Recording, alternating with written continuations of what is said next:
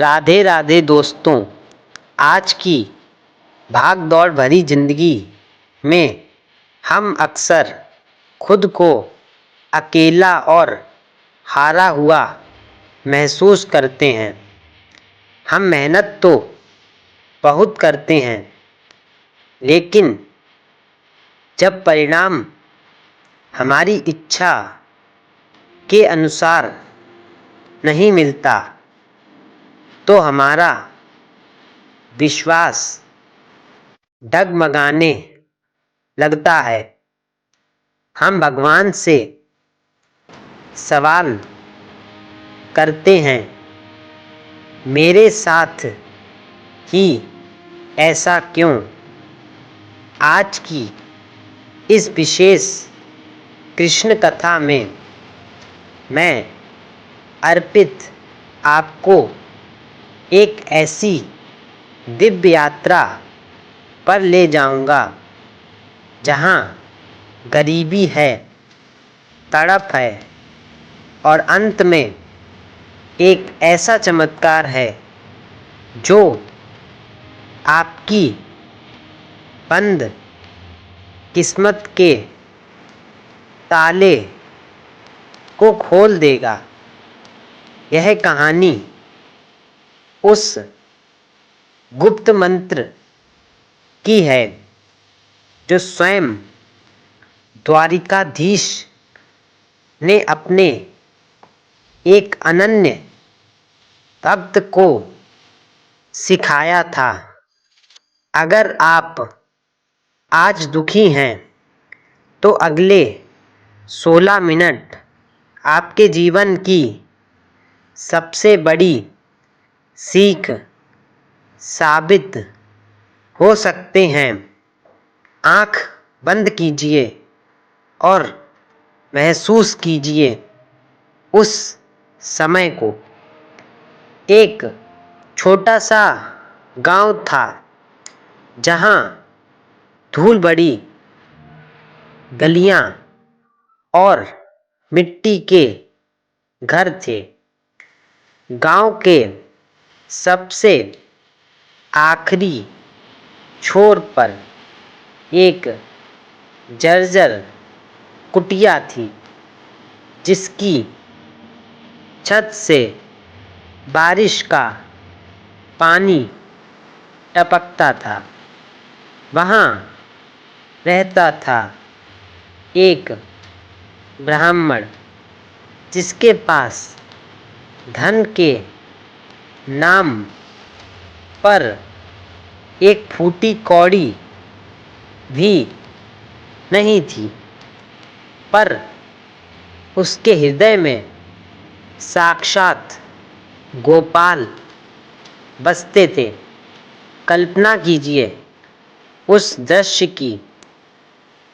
ब्राह्मण सुबह की ओस में उठता है, फटे हुए अंगोछे को कंधे पर डालता है और अपनी कुटिया की साफ सफाई करता है।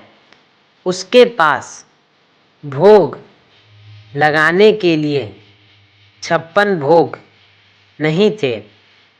वह बस एक लोटा जल और टूटे हुए चावल के 2 दाने श्री कृष्ण की प्रतिमा के सामने रखता और उसकी आँखों से प्रेमाश्रुओं की धारा बह निकलती।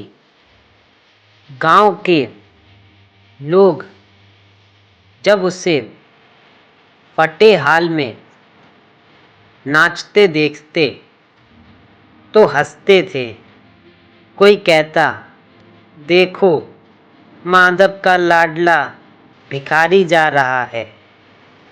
कोई ताना मारता, अरे पंडित, अगर तेरे कृष्ण इतने ही शक्तिशाली हैं तो तुझे एक वक्त की रोटी क्यों नहीं देते? ब्राह्मण बस मुस्कुरा देता, क्योंकि उसे पता था कि माधव की चुप्पी में कोई गहरा राज छिपा है। समय बीता और गांव में अकाल पड़ गया, धरती फट गई, कुएं सूख गए। ब्राह्मण के घर में थोड़ा बहुत अनाज था, वह भी खत्म हो गया। 7 दिन बीत गए, 7 लंबी रातें और 7 भूखे दिन। छोटे छोटे बच्चे भूख से तड़प रहे थे, उनके चेहरे पीले पड़ गए थे। ब्राह्मण की पत्नी, जो अब तक धैर्य रखे हुए थी, उसका बांध टूट गया। वह ब्राह्मण के पास आई और उसके चरणों में गिरकर रोने लगी। स्वामी, मुझे अपनी चिंता नहीं, पर इन मासूमों को देखिए। क्या आपके माधव को इनकी चीखें सुनाई नहीं देती? क्या उनकी पत्थर की मूरत में जान नहीं है? जाइए, आज उनसे अंतिम बार पूछिए कि क्या उन्हें हमारी बलि चाहिए। ब्राह्मण का कलेजा कांप उठा। उसने अपनी पत्नी के सिर पर हाथ रखा और भारी आवाज में बोला, विश्वास की परीक्षा हमेशा आग की लपटों में ही होती है। माधव हमें भूखा नहीं मार सकते हैं, पर वो हमारा साथ कभी नहीं छोड़ेंगे।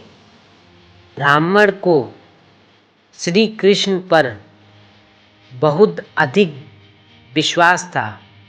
ब्राह्मण कांपते कदमों से मंदिर पहुंचा। मंदिर खाली था, चारों ओर सन्नाटा था। उसने जैसे ही गर्भगृह में प्रवेश किया, उसे श्री कृष्ण की प्रतिमा और भी ज़्यादा तेजस्वी लगने लगी। उसने ना तो शिकायत की और ना कुछ मांगा। वह बस प्रतिमा के सामने दंडवत लेट गया। उसके मन में सिर्फ एक ही विचार था, हे गोविंद, अगर मेरी मृत्यु में ही आपकी प्रसन्नता है तो मुझे स्वीकार है। उसी क्षण गांव की सीमा पर एक बैलगाड़ियों का काफिला रुका। एक दिव्य पुरुष, जिसकी आंखों में गजब की चमक थी, गांव वालों से उस ब्राह्मण का पता पूछ रहा था। वह पुरुष सीधा ब्राह्मण की कुटिया पहुंचा और सोने की ईंटों, रेशमी वस्त्रों और अनगिनत अनाज की बोरियों से उसकी कुटिया भर दी। जब ब्राह्मण मंदिर से लौटा तो उसने जो देखा उस पर उसे विश्वास नहीं हुआ। उसकी फटी कुटिया अब एक महल जैसी लग रही थी और उसकी पत्नी की आंखों में अब दुख के नहीं कृतज्ञता के आंसू थे। दोस्तों, अब ध्यान से सुनिए उस गुप्त मंत्र को। जब उस दिव्य पुरुष जो स्वयं श्री कृष्ण थे से पूछा गया कि उन्होंने ऐसा क्यों किया, तो एक आकाशवाणी हुई जिसने फल की चिंता छोड़ दी। मैंने उसका भार उठा लिया। यही है वो मंत्र, पूर्ण शरणागति। जब आप मैं को खत्म करके माधव को अपना लेते हैं तो आपकी किस्मत की लकीरें खुद भगवान बदलने लगते हैं। विश्वास रखिए, आपके संघर्ष के दिन अब खत्म होने वाले हैं। उम्मीद है अर्पित की यह कृष्णा कथा आपके जीवन को एक नई दिशा देगी। अगर आप श्री कृष्ण के भक्त हैं तो चैनल को सब्सक्राइब करें और कमेंट में जय श्री कृष्णा लिखकर इस ऊर्जा को दूसरों तक जरूर पहुंचाएं। मिलते हैं अगली